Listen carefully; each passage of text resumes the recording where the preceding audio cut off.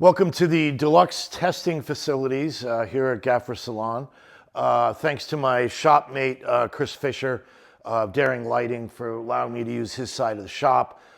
Gives me a little bit more room to work. So I woke up to Luke Servalt's Meet the Gaffer episode, thankfully, because it's going to save me a lot of time. If you haven't seen Luke's episode, Luke got together with Shane Lewis, Alan Steinhammer, some other local Bay Area, San Francisco Bay Area gaffers. And they did a very lengthy but informal test of looking at the Spotlight Max, comparing it against other options. And there's some interesting things that really surprised me in that testing. One thing that jumped out to me was looking back at the dedicated ETC full color ellipsoidals like the Luster 2 or the newer Luster 3. In my mind, I had remembered them being better, and I think all the guys had the same reaction, was, yeah, they're okay. They have their own inherent problems. I had in my head that those being dedicated ellipsoidals were just going to be a whole lot better. And I think, you know, they have their own issues. So as Luke pointed out in the beginning of his video, nothing's perfect. Every single option with projection has issues. We have to figure out workarounds. We have to decide which option is best maybe for our particular use case scenario. So I thought for my test, I would sort of jump off from where Luke sort of ended. He did not have the insert sleeve for the Spotlight, nor did he have anything other than 50 degrees. So Mitch Gross brought me by the sleeve and a 19 degrees. So I'm going to keep this testing relatively simple because there's just so much information out there already. Tim Kang from Aputure, they spent a lot of time doing extensive testing with all their lights with each of the different lenses, and all that data is out there. They even tested things like the Orion 300 and the Orion 675. So I'm going to concentrate on mainly the use of the sleeve. We'll look at the 19 in general. We've got our ETC standard source 4, and we have a Nanlux 900C. And those are going to be sort of a head-to-head. Now, in fairness, of course, the Aputure is 600 watts, and we're up at 900. So it's not apples to apples, but this is the only color unit Nanlux has. And we're using it with the ETC adapter mount for any of the Evokes, right? So it's going to be interesting to see how that performs. It's using older ETC glass. Aputure has the brand new, glass designed for this setup. So we'll take a closer look.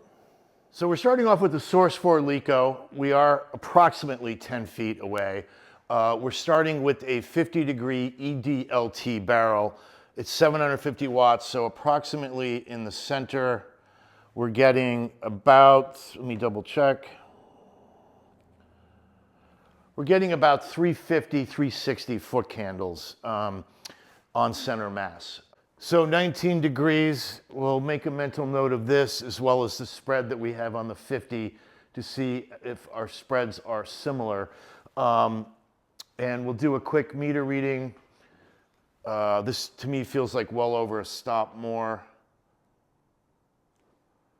We're about 1,500 approximately, 15 to 1,600 depending where you meter it. So talk a little bit about the beam. I know, unless I keep changing the exposure and everything, but we generally see a little bit of fall off around the edges, very slight color fringing along the hard cut. I'm seeing a little bit of blue. There's a bit of unevenness. It's not horrible. I think in a regular location, obviously you'd never see that. And just as we jump this 19 degree to these 3 different fixtures, I'll get a sense of the width here, which is right about 40 inches. So we've moved over to the Aputure 600C. We've got it set at 3200. I'm getting very close to 3200 Kelvin. It's a little bit green, but of course you could correct that out by adding a little bit magenta, but we're not so concerned in this test, especially with the fully color tunable light. So we'll take a look at the foot candle readings. So I'm getting 386, which with the, again, this is the 19, that's substantially less than the ETC. So in the ETC 750 LECO, with the ETC 19 degree, we're getting somewhere between 1500 and 1600. We'll see if we're about the same. Yeah, we're just about right on. So we're getting roughly the same degree out of the Aputure OEM 19. But our reading is 390 foot candles. So that's where that's falling. So quite a bit more out of a source 4 at 3200. Now, of course, this is full spectrum. We're stuck at 3200 on the tungsten unit. Now we'll take out the OEM Aputure proprietary lens and we'll put the sleeve and the same lens we used with our ETC source 4, the 19. So we now have everything set the same on the ballast, same Kelvin, same output, and we've switched to the sleeve with the ETC 19 degree lens. And we'll see what we're getting out of this.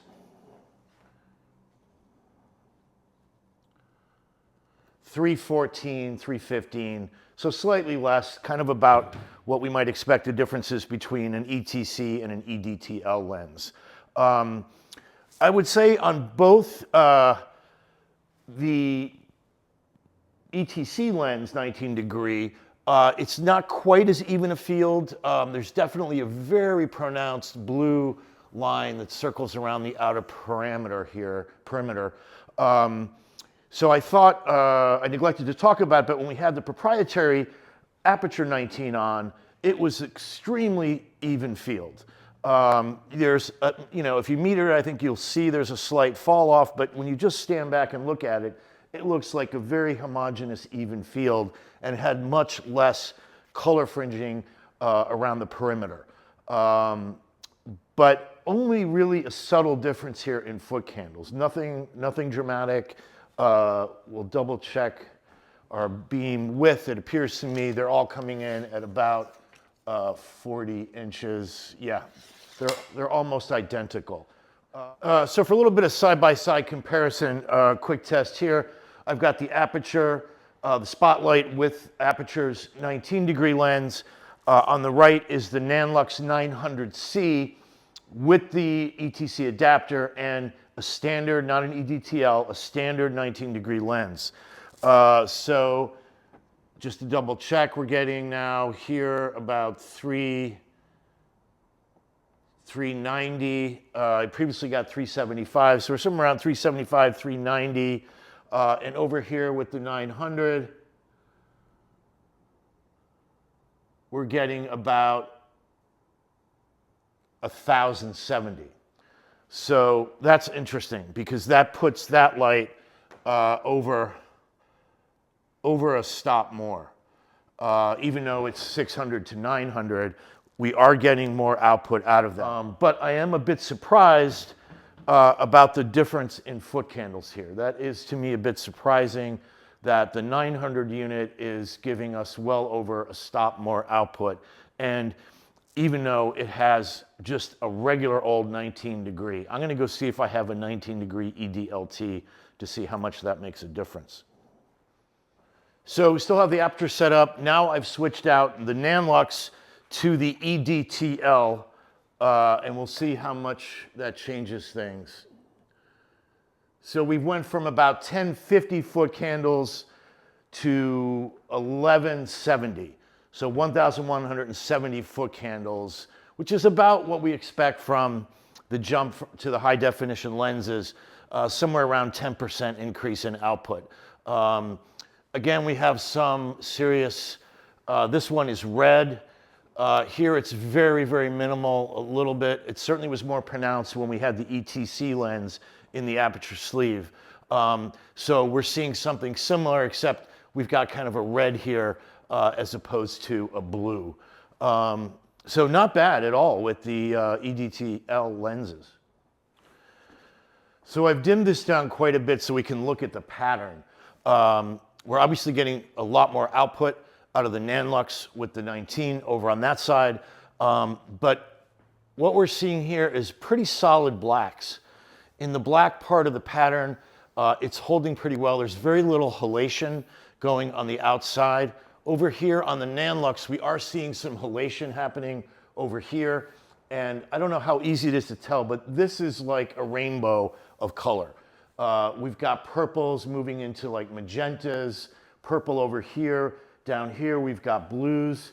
So this would not really be usable, I don't think, as a gobo breakup. There's just way too much color fringing. However, the blade cuts work extremely well on this because it's using an ETC.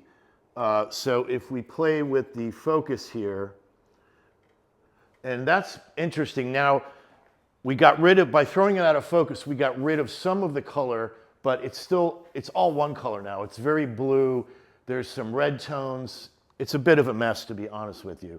But the blade cut does work in conjunction with the gobos, whereas if we come over to the Aputure and we put a blade cut in, I don't know how easy this is to see, but the blade is on a different plane. So the blade is already here out of focus where the gobo is sharp. So unfortunately, the distance that Aputure has these, it's seeming like you can't really use a gobo cut in combination, gobo cut in combination.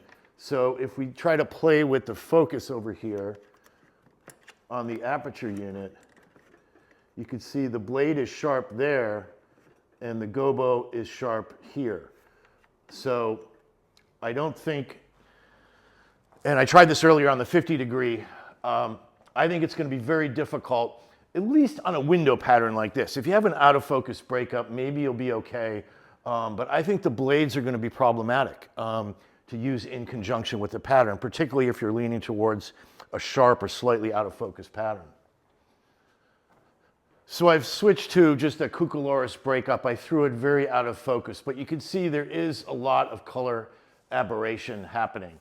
I mean, there might be a situation where this could be useful, but in terms of a nice, clean, even, no color breakup, this is not it. Now, in some kind of backgrounds, this might be appealing.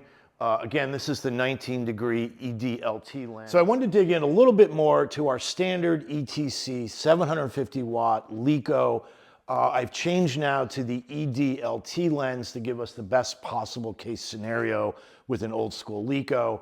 That said, this is not a brand new out-of-the-box lens. It is a little bit dirty, but it is very typical of any lens you would get from a rental house. They do not clean these frequently, if at all. So I would say in real world practice, this would be a good example. Now, when I metered it, I wasn't getting close to ETC photometric specs, I think, because it's a little dirty, because it's an older unit. Maybe the bulb's not perfectly aligned. So all that said, I'm as sharp as I can be, and I sort of forgot how much color fringing, color aberration we're seeing. I don't know how easy it is to see, but we got blues, purples. If you look really closely in the purple, on the outside of the purple line is some green. Up here it's green and orange and purple. It is a bit of a mess, right? And this is, probably the worst case scenario. It's very thin lines, uniform, lines that are perpendicular. It's not a random, like, Cucullorus breakup, right? So, of course, we have a lot of ways to help mitigate some of these problems. And when I'm out with any kind of projection lenses, whatever they are, I'm always carrying a variety of very light diffusion. My go-to is usually 8th Hampshire frost. Sometimes quarter will work. I know from experience it won't work on this pattern. We'll look at it. Sometimes light opal can work. But I know from experience that the winner here is going to be 8th Hampshire. And then we'll also look at what happens when we fuzz the barrel versus 8th Hampshire. So we're starting putting in 8th Hampshire. So immediately what you see you do get some halation, but we're in sort of a test environment here on Thunder Gray Seamless. But all of our color is gone. Now we're not getting the contrast in the window pattern, but we are fuzzing it slightly, and in certain situations, this might really work. We're projecting this pattern with a 19, very small. There's just a lot of things we're doing just for the test. But you can see clearly how well 8th Hampshire can mitigate a lot of issues when you want the pattern to be fuzzed. Now, if you needed this to be a sharp pattern, well, then you got a problem, because you've got all this color play. Unless you're shooting in black and white, this is going to be an issue. So we'll take another look again at 8th. And then just for fun, we'll see the quarter becomes completely useless with this kind of pattern. And then I probably have to adjust the exposure on the camera, but that is light opal. To my eye, I see definition. My guess is on camera, it's just reading as a white blob. But to my eye, that actually isn't bad. So it would, again, it's going to depend on what situation, how big you're projecting the pattern, where you're projecting the pattern. There's just an infinite number of variables. So if we try to go out of focus, right, it's still a bit of a mess. So here I've moved the barrel forward, but I've shifted the type of color we're getting. Now we're getting blues. I've got 3 colors in here, if you look close. I've got a blue, then I've got like a red and a yellow, and there's some green. This would really not be usable unless you're doing something funky. There's always a situation where a screwed up mistake is going to save you. So that's something you file in your, in your back pocket for the day when something like this is going to hero. But general practice, this is just going to be a mess and not really workable. So I think sticking with the sharp pattern, putting on something like 8th Hampshire is going to give you a fighting chance of using that pattern slightly out of focus in an interesting way. So I stopped on as much as I can on the iPhone just to give you a sense of light opal. Again, we're projecting onto a thunder gray background. This is not a real world scenario, but there is a point where light opal could be of use. Maybe not with the window pattern, but maybe some other kind of pattern. So let's switch out the pattern. So we're coming back once again to our 750 Source 4 Leica with our 19-degree EDLT, and I've thrown in a sort of typical Cucaloris breakup we might use, right? Now I'm looking at this on the Source 4 because the aperture, as we've seen, has much superior optics. We're not seeing the color fringing, the color aberrations when we put in a pattern. We saw the window pattern, we saw virtually no color fringing, color aberrations, etc. However, using diffusions can still come into play on any of these projections, right? It gives a little bit different feel to an out of focus pattern. I mean, you can get one thing by fuzzing it, by either pushing the barrel in or out, and you can get slightly different looks sometimes by using different diffusions. So I'm using it here because we have 2 things we're looking at. We're looking at how it handles diffusing the pattern, how much halation we're getting, what the general feel of it is, and then also how much we might be able to mitigate issues that we see on various projections with color fringing, color aberrations. So we'll take a look. We'll start like before with our 8th Hampshire frost. And I see very little color aberration. There's still some there, but it is substantially reduced. We're seeing obviously a little more halation. It's still relatively sharp. It's a look, right? It depends what you're trying to do. So that is 8th. We're now going to step to 1/4 Hampshire, and that's giving us somewhere in the ballpark of where we might be typically, not always, but typically in some sort of out of focus breakup. Now I still see little hints of color from what was fringing. I still see little hints of like a little bit of gold, a tiny bit of blue, but you would be hard pressed in a real environment. Now if this is up on a wall, you might pick it out, but I don't think it's the least bit offensive, and I would not be afraid to use this.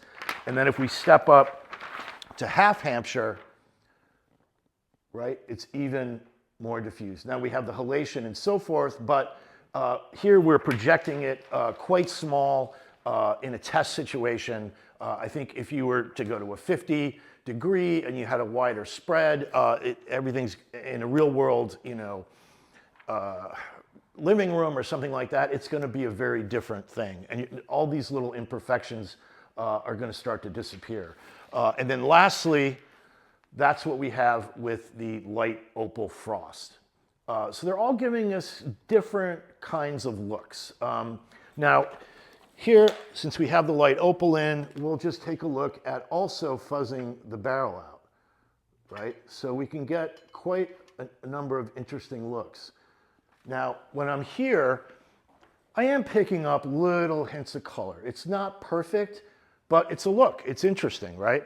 And then if we remove our light opal and we just look at it, we could see we're still getting, in some respects, we're amplifying what's happening with the color fringing, color aberration, right?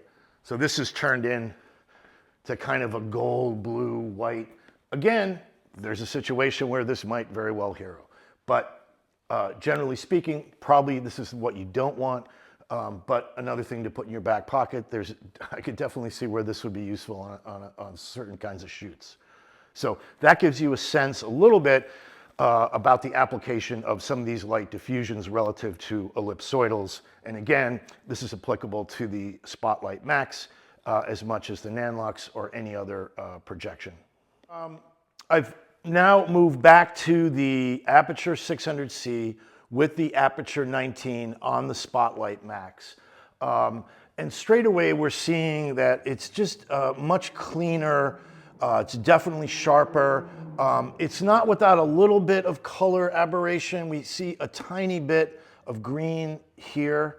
I can't seem to get the whole pattern in sharp focus. I've tried, I've not been successful to get it edge to edge sharp. But I think overall it's doing better than any of the other options that we've looked at. There is one peculiar thing that I'll have to ask Aputure about, but there is a ring. I don't know if you could see it. There's a ring going around here, and I'm wondering if because the retaining ring is not black, I'm wondering if that's having some effect. Now, I think if you're exposing for here, I've opened up slightly just so we could visually see this.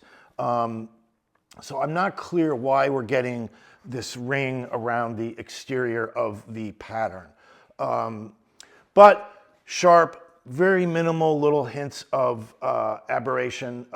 By far the cleanest thing we've looked at. We'll take a look now. We'll do the same look at 8th Hampshire. So similar kind of result, right? That's 8th. We will move to, oops, sorry guys, quarters right here. Now when we go to quarter, we have mitigated that ring. I'm not seeing that ring. Now we've got more halation, of course, happening, but similar results, right, to the tungsten. Now we're in half Hampshire territory. That's actually quite good. Again, this is a test situation.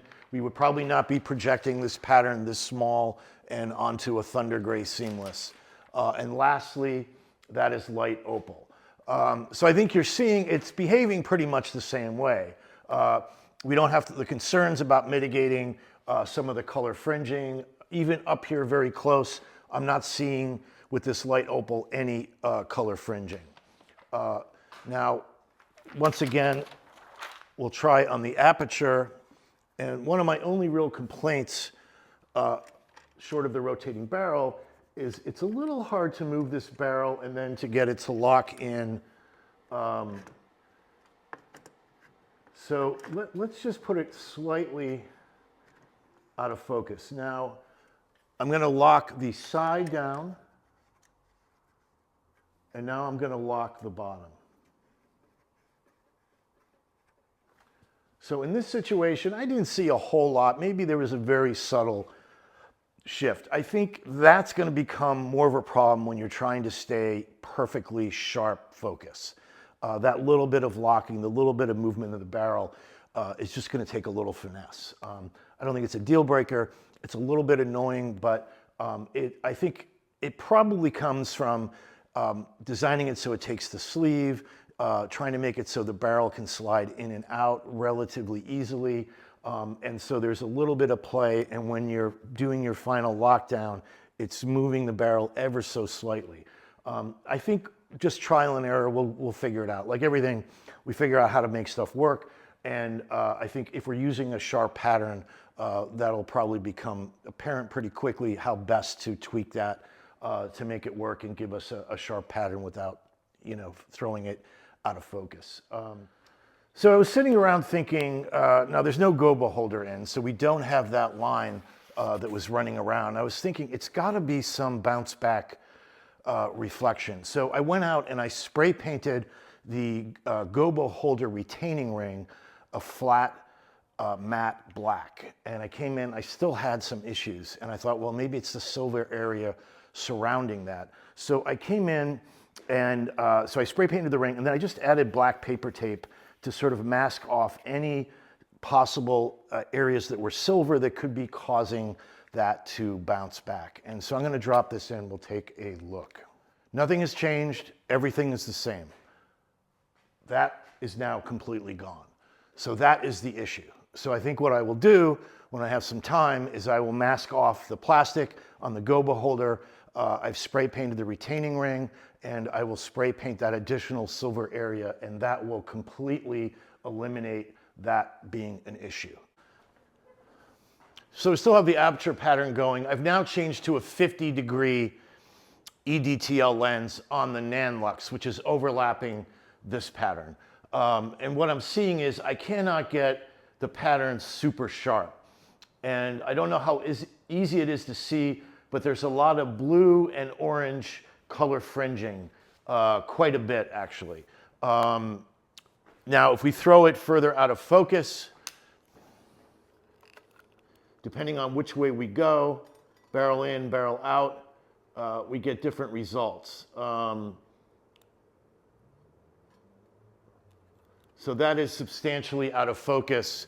We're still picking up tinges of color throughout this. I mean, there could be a situation where that might hero for you, but in terms of a really even, very little color fringing, the Aputure is definitely the winner, I think, in the pattern and the quality that we're seeing. The ETC is a $400 adapter for old lenses with the newer Cobb light, so not expecting it to be perfect. However, if you're using it with CRLS and we pull the pattern, the beam itself is actually quite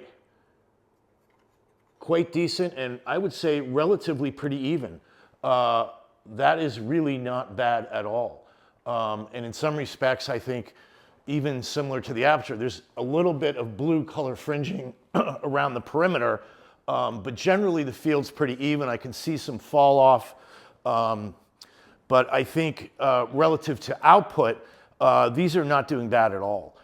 So it's really going to depend what you're doing. It's seeming to me, based on just this little experimentation, that if you're working with patterns, the Spotlight Max is going to hero over the Nanlux Lico adapter. But let's take a look at a color choice. Like, let's say we wanted something in primary red. So we're going to have some continuation of problems, like I can't get this pattern in primary red in sharp focus. Now I fuzzed this out, but I can't get it perfectly sharp. It's the same issue as we had at 3200 or we'd have in CCT range. However, with single color, of course, you have no aberrations happening. It's all red, and that works out really nicely. So in this respect, I think if you're going to a full color, we'll take a look. I'm going to pull out the 19 degree and switch back to the 19 EDTL on this Nanlux, and we'll just take a look at raw output in primary red and see where we're at. So here we are in primary red. Again, we have the Aputure 600C on the left with its proprietary 19. And on the right, we've got the Nanlux with the ETC adapter with the 19-degree EDLT. There does seem to be a subtle difference in the beam width, but it's pretty close. And just for fun, we're going to take a meter reading in terms of foot candles. I can already see that the Nanlux is substantially brighter. The question is how much brighter. So I'm getting about 73, 75 foot candles roughly with a hue angle of 1 degree. And here we're getting 275 foot candles with a hue angle of 0 degrees. So very close. Relative to output, however, this is almost, what did I say, 75-ish. So 150 would be a full stop. So in primary red, we're getting substantially more out of a 900 Nanlux C versus the Aputure 600C. So I just tried to set the exposure to what it looked like to my eye. So I stopped down quite a bit to give a sense of, there's a little bit of halation around this. Again, this is the Nanlux with the 19-degree and a pattern fuzzed out. Now, for even more fun, I put the Aputure 600C onto the Nanlite Bones Mount projection with the proprietary 19-degree Nanlite lens. And we'll just take a look at output relative to what the Aputure was doing. I am getting about 88 foot candles, I think, which is just a tad bit more than the Aputure was doing. And just for fun, we'll stick the same window pattern we were using earlier. This will be Nanlite's. This comes with the Nanlite. And we'll try to see how we can sharpen this up.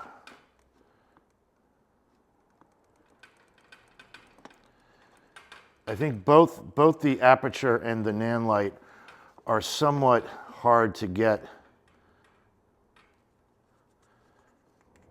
to move the barrel.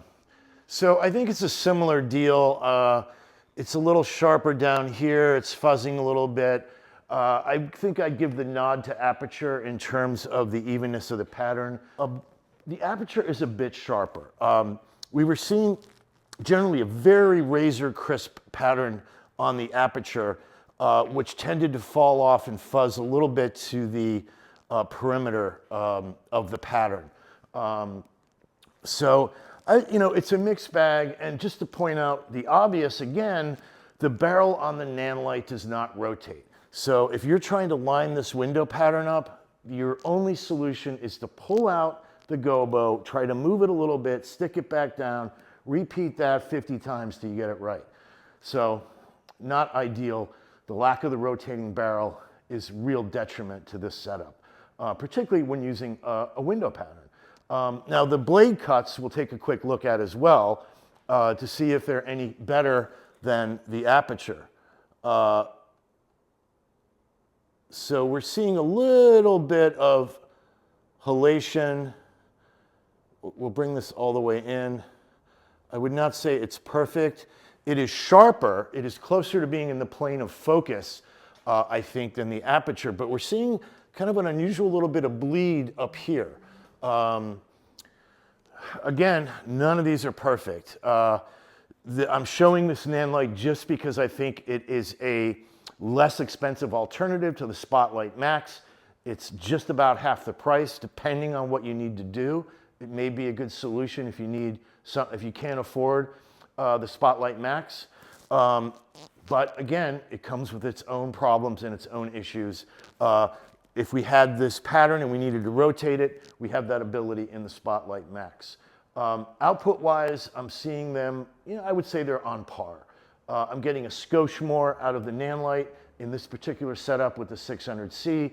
We put another light on it, it might be the reverse. It all really depends. And it's not substantially different. They're close enough, I'd say they're virtually on par with each other. So that's the Nanlite Bones Mount projection with the Aputure 600C. So we're still in the same setup. We have the Aputure Spotlight Max with the Aputure 19-degree lens and the window pattern. We've got the Nanlux with its ETC adapter and EDTL 19-degree. And we're just on a color chase. They're different chases, but we're just sort of cycling through colors. We're not really seeing any issues relative to color in this pattern with the Aputure. It all stays very uniform, very much like it did in CCT mode. With the old school ETC lenses on the adapter for the Nanlux, when we're in the primary colors, any color aberration, it all just turns into the same color, so you just get a nice pattern. When we start to go into other colors, you can see there is introduced a second color or a third color. So here in primary red, it's fine. Then we start to see that problem.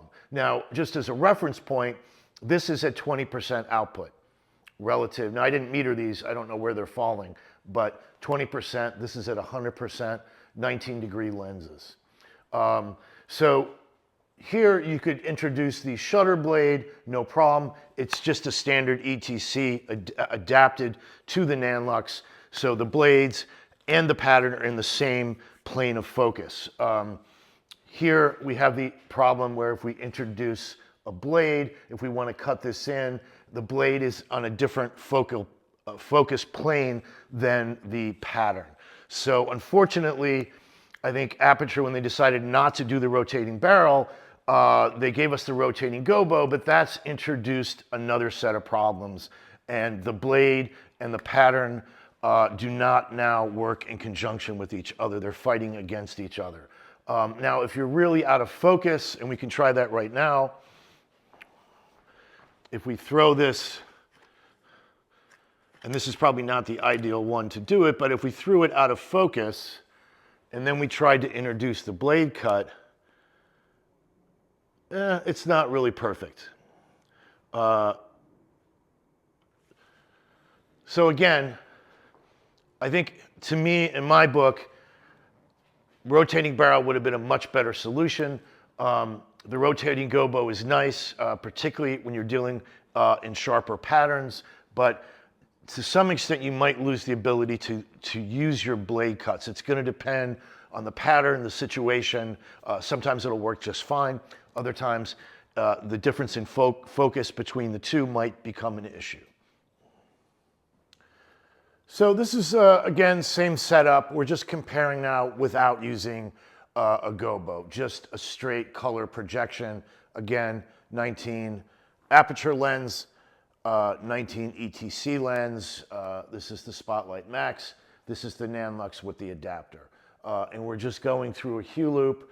To me, the evenness seems very close. I think I would give the nod to the Aputure in terms of the field evenness, but I would say this is doing a pretty good job. And again, we're at 20% output right now versus 100% over here on the Aputure. Now, for fun, I'll introduce just a blade cut and see how similar a cut is. So we won't shift the focus at all. We'll just introduce a blade cut.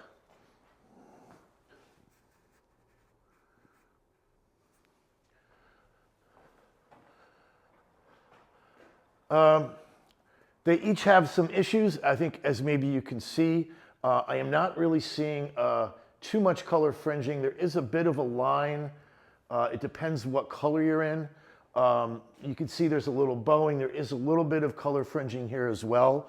I would say maybe the Aputure is a touch better, but I'm seeing, looking at these now, it really depends what color is coming up as to how the fringing along the blade is behaving. I don't think, at this level, to my eye, I'm not really seeing that much halation. I don't think, if you set your exposure for the level here, I don't think you'd see a little bit of the halation. There's a little bit you could see in here. But again, I think if the camera was set to proper exposure, I don't even know if you can see it on video, but I'm seeing it a little bit to eye here. So, closing thoughts. I'll try to keep this as brief. It is really hard to talk about all this stuff briefly because there are so many possible permutations. You could stick so many different lights on here. You could use a variety of different aperture lenses. You could use a variety of ETC lenses. You can use a variety of patterns. You can be in a variety of colors. You can be in HSI mode. There is just a stupid amount of stuff we could test. And a lot of that falls on us as owner operators because we often buy one unit and we want to see how well they cross purposes with other units we already own.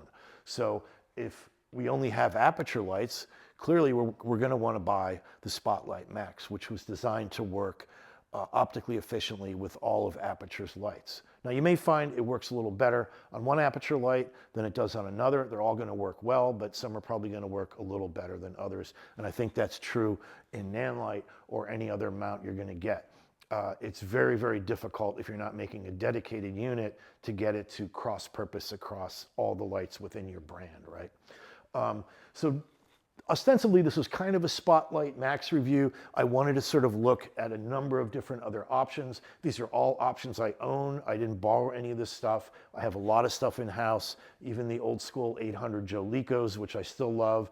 And again, none of these are perfect. The Joe Lico, in many respects, sucked. There are many things we hated about it, but there was no better unit for maximum output in daylight. And we found workarounds and so forth. And that's true as we looked at this and we looked at possible workarounds for color fringing and other issues. Everything has problems and we figure out solutions and we know which tools are better to use when we're doing any particular thing. So I think my biggest con by far and away, of course, is the lack of the rotating barrel.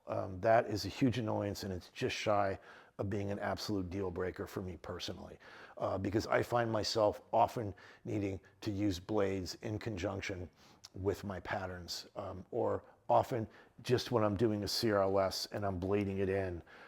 We saw in Luke's video when he was trying to set something up and move that because we didn't have a rotating barrel, right? If we set our blades and we had a thin line and we were trying to move it, we could easily rotate the barrel and get that in position. Without the rotating barrel, we can rotate the gobo in this unit, of course, but not the blades. So we have to do that manually. And there's only so much you can move before the blades can't go any further, or you start to see the edge of the blade and light starts leaking in, and it becomes a bit of a mess. So again, that's one of my big negatives. The fact that they give us a rotating gobo helps mitigate some of that. When you get a window pattern or some sort of pattern, you want to line it up with the edge of a wall or whatever, you can very quickly and easily rotate that gobo, which is fantastic. It has, as we've discussed, introduced a secondary problem where we have a little more distance between the actual pattern, the actual gobo, and the blades. So they're very much unlike in the Source 4 where they're really close together. They're still slightly different, but it's a little more exaggerated with this larger drop in rotating gobo. So we saw when you had the pattern in sharp focus and you brought in a blade, the blade was out of focus. And if you focused and got the blade sharp, the pattern was out. So that's going to become an issue sometimes, but not always. If you're dealing with way out of focus patterns and so forth, that might really be a non-issue. If you want your pattern really sharp and you want to introduce a blade, then maybe it's going to be an issue. And maybe you have to bring a flag or figure out another solution. The overall build quality of this is fantastic. It's really put together well. Everything about it is well engineered. If I had any small complaint, which Luke mentioned as well, the lockdowns on these, there are two lockdowns. There's one on the bottom of the lens here, and there's one on the rear side. Now, I think this only comes into play, once again, with the sharp pattern. If you focus it and you get your pattern as sharp as you can, and you start to lock down, that final tweak of the lockdown can slightly shift the barrel and throw you ever so slightly out of focus. Whereas if you're quite a bit out of focus, that little change is not really going to make much difference. So I think over trial and error using this, we'll figure out just how to do it so that doesn't happen. But on first playing with it, I think the fellas in San Francisco saw that. I saw it here, but I'm thinking, I think I'll figure out a way to solve that, and it's not going to be really that big an issue. So again, build quality is great. We did see, let me pull this out. We did see the issue I pointed out about the weird reflection, the circular that was coming outside of our gobo projection on the wall. And we discovered, or I discovered, I guess, that it was coming off. I've put black paper tape over this, but we have this silver here, and there's some light bouncing back, and that's creating a very slight pattern around the actual gobo projection. We were seeing it more clearly here in a 19. I don't think it's going to be a problem in every situation, but in order for me to mitigate that so it's never going to be a problem, I'm just going to spray paint this black. I'll mask this out and just spray paint it so I don't ever have to worry about that issue. Relative to our other lights, we did try out the Nan light. I didn't show it. We didn't try it with patterns, but just to make you aware, there is a Nan light Bowens mount projection, obviously designed for Nan lights, 720, 504s, etc. It is somewhat cross-compatible with other fixtures, but not everything. We tried it with the 600C. I thought it worked exceptionally well. It was giving us similar output, similar foot candles to Aputure Spotlight Max. The beam seemed as even and flat and really beautiful. We didn't compare gobos. This unit is about half the price. It's not quite as well made. The build quality is not quite as good. For example, it's only got a single lockdown, and the lockdown does not really work. I've been trying to figure out a way to modify this. I think I'm going to add a second lockdown over here and put some additional washers in. When you have a light on it, it helps mitigate that. But again, here, no rotating barrel and no rotating gobo. So you have that frustration, and you only have a 19 and a 36. You're coming in at $600 or $700 versus $1,300 to $1,400, but it is another option. The Nanlux does not yet have a proprietary projection system, ellipsoidal system, so they've given us this relatively inexpensive $400 Nanlux LECO adapter. And that works pretty good, but again, not without flaws. It's using the old ETC lenses or the EDTL lenses, so any of those, you're basically very similar to an original LECO. I think it introduces a few more flaws. I think the color aberration and color fringing we were seeing is a little more pronounced on that than the old school LECO, probably because we were dealing with the point source bulb, and here we're dealing with a large cob light. We saw how we could mitigate that if we're moving into primary colors, and that kind of then that fringing becomes a non-issue because we're dealing with a single emitter and a single color. So again, none of these are perfect. They all have issues. And it's up to us to figure out, can they be mitigated? Are they deal breakers? Which is the best tool for the job at hand? So Spotlight Max, I think they did a great job. And love to hear your thoughts. And I'll see you in the salon. Thanks again for watching.